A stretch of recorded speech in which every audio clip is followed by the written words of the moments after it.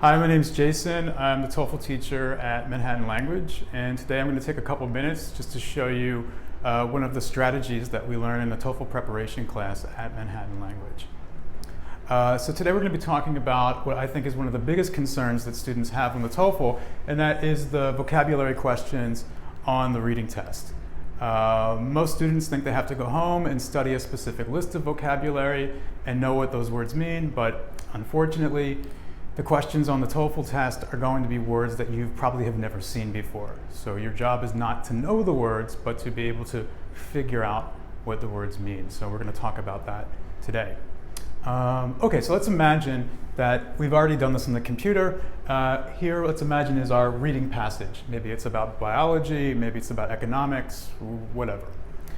We've read it very quickly, and then on the computer appears this question. The word prolix is closest in meaning to, and then you'll see that word highlighted in one of the paragraphs for you. You'll then be given 4 answer choices. And unfortunately, you won't have a lot of time to make your decision. So it's important that you follow a very strict strategy. So I'm going to talk with you about what we do in our TOEFL prep class at Manhattan Language. We use a 4-step strategy for figuring out vocabulary questions. Okay, so step 1, very important. You're going to go back to the passage and you're going to read the sentence.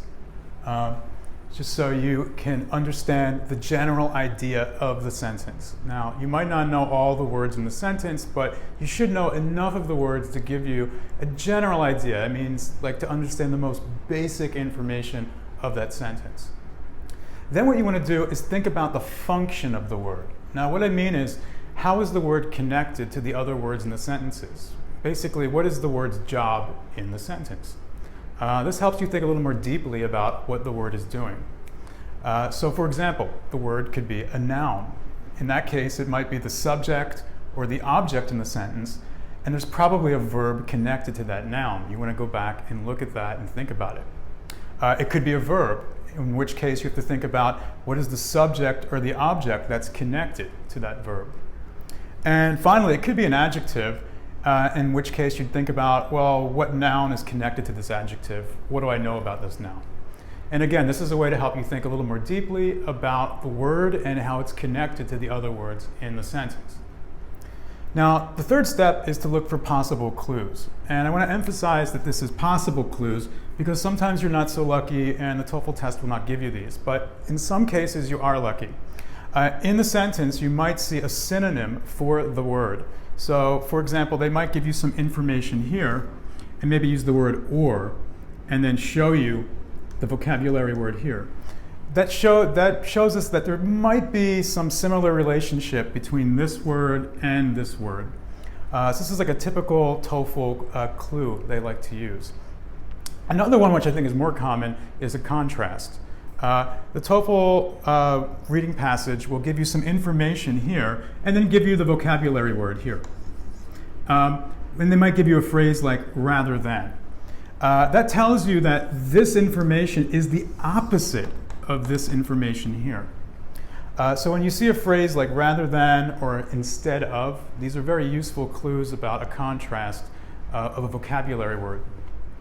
But again, these are possible clues. They're not always going to help you. I would say step 1 and step 2 are the 2 most important.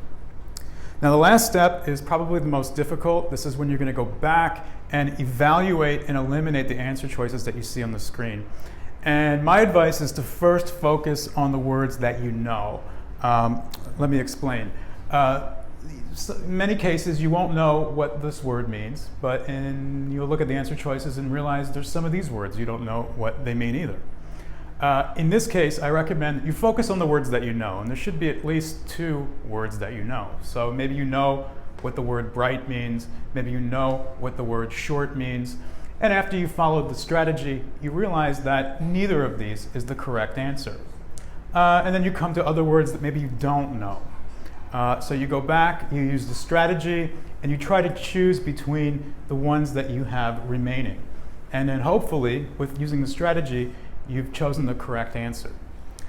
So the strategy should take you about 1.5 or maybe 1 minute per vocabulary question. So if you follow this strategy, I think you'll have a lot more success with it. So thank you very much, and hope to see you at Manhattan Language.